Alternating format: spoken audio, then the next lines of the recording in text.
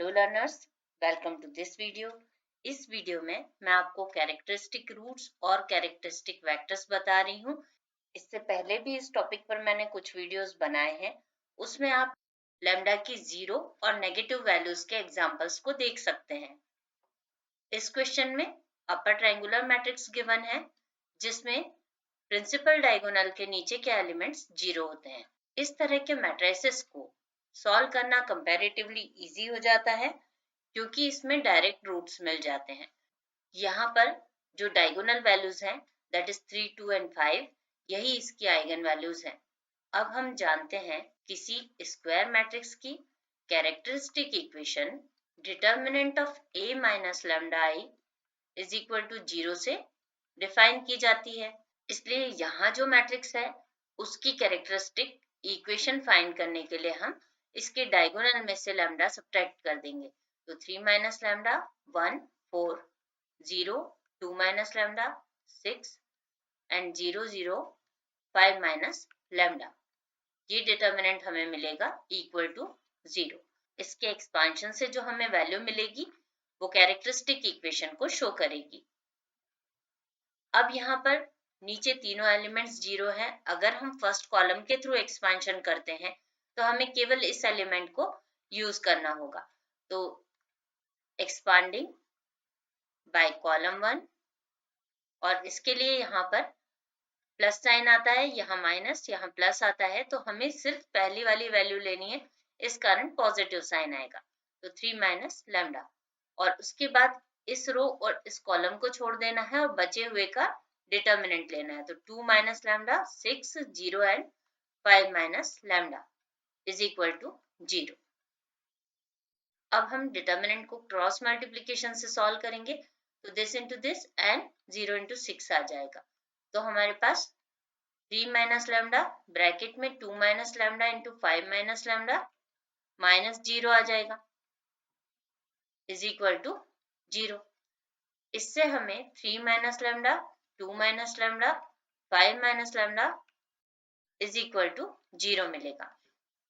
तो ये characteristic equation है मैट्रिक्स ए की जो फैक्टर फॉर्म में आ गई है, और ये डायरेक्टली फैक्टर फॉर्म में लिखी जा सकती है क्योंकि ये एक अपर ट्रायंगुलर मैट्रिक्स है। तो इससे हम लैम्डा की 3 वैल्यूज लिख सकते हैं, 2, 3 and 5। These are known as eigen values, या फिर हम इसे कैरेक्टरिस्टिक रूट भी कहते हैं।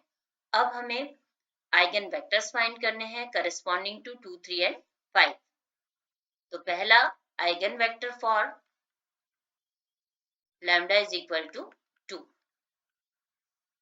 आइगन वेक्टर फाइंड करने के लिए हम matrix A minus lambda I is equal to into x is equal to 0 find करते हैं। यहाँ पर ये एक होमोजीनियस सिस्टम ऑफ इक्वेशंस होता है और जिसमें हमें नॉन जीरो सॉल्यूशन फाइंड करना होता है। अब हम लैम्डा यानी कि 2 यहाँ पर डायगोनल में से सब्ट्रैक्ट करेंगे, तो गिवन मैट्रिक्स का diagonal 3 minus 2, 2 minus 2 and 5 minus 2 हो जाएगा। बाकी एलिमेंट्स एज इट इज रहेंगे, यानी कि यहाँ पर 1, 4, 6 और बाकी प्लेसेस पर 0। इंटू एक्स जो है वो x y z column matrix को शो करता है, और 0, 0, 0, 0 कॉलम मैट्रिक्स को। इससे हमें सिंप्लीफाइड एक्सप्रेशन मिलेगा 1, 1, 4, 0, 0, 6 and 0, 0, 3 into x y z is equal to 0, 0, 0। यहाँ पर हम लास्ट 2 रोज में से किसी एक रो को 0 बना सकते हैं क्योंकि ये स्केलर मल्टीपल्स हैं, तो इसलिए हमें दो ही इक्वेशन मिलेगी, x plus y plus 4z equal to 0। ये फर्स्ट इक्वेशन है जो first row into first column करने से मिली है, दूसरा second row into first column. इससे हमें मिलेगा 0x plus 0y plus 6z is equal to 0। तो इसका मतलब है कि z की वैल्यू 0 आएगी।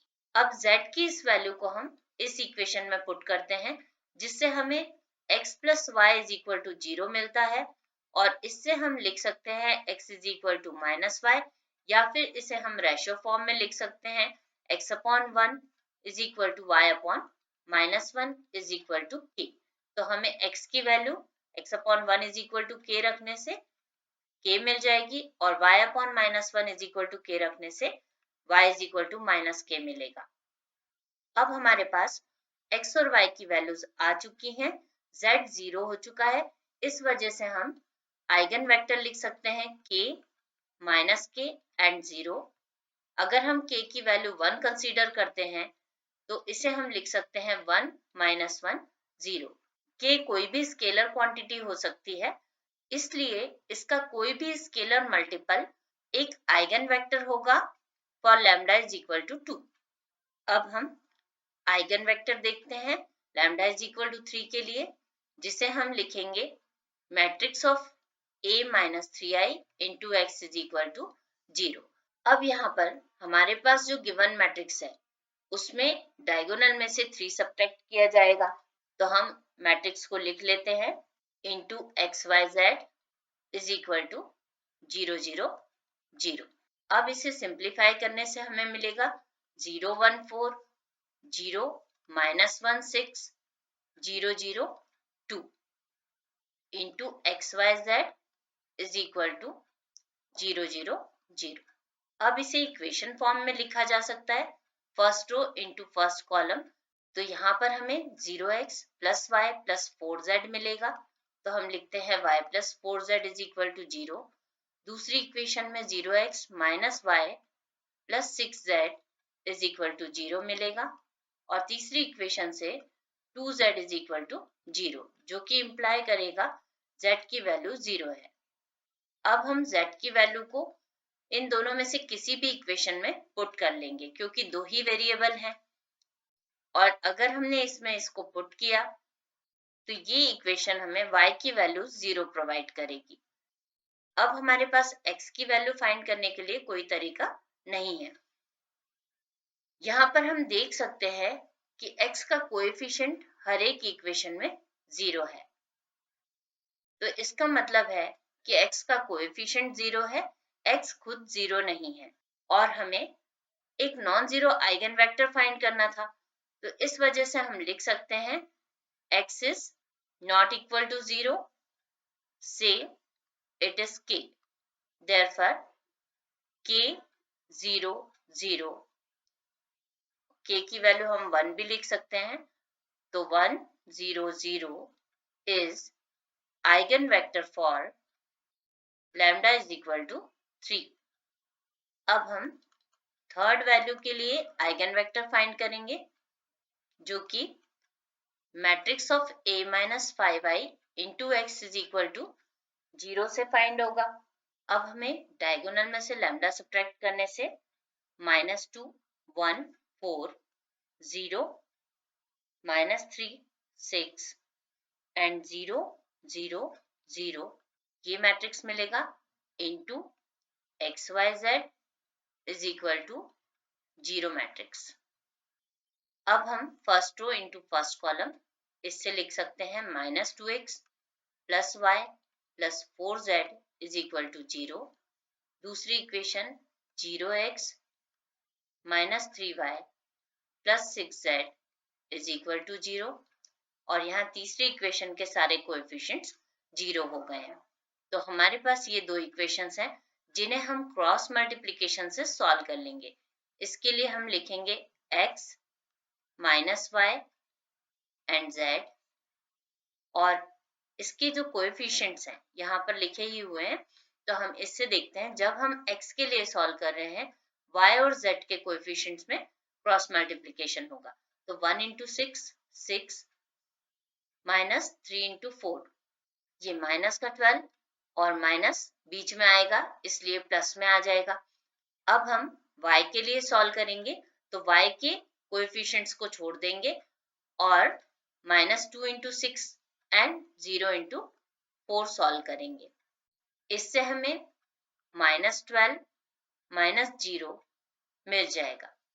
अब z के लिए सॉल्व करेंगे तो z के कोएफिशिएंट्स को छोड़कर x और y के कोएफिशिएंट्स को मल्टीप्लाई करेंगे, यानी -2 × -3 जो कि 6 आएगा, minus 0 into 1 that is 0 is equal to k consider कर लेंगे और इसे सिंप्लीफाई करेंगे तो हमें x upon 18 y upon 12 minus sign cancel हो जाएगा and z upon 6 is equal to k मिलेगा, जिससे हम x upon 18 is equal to k लिखने से 18k, y के लिए 12k, z के लिए 6k ये वैल्यूज फाइंड कर सकते हैं।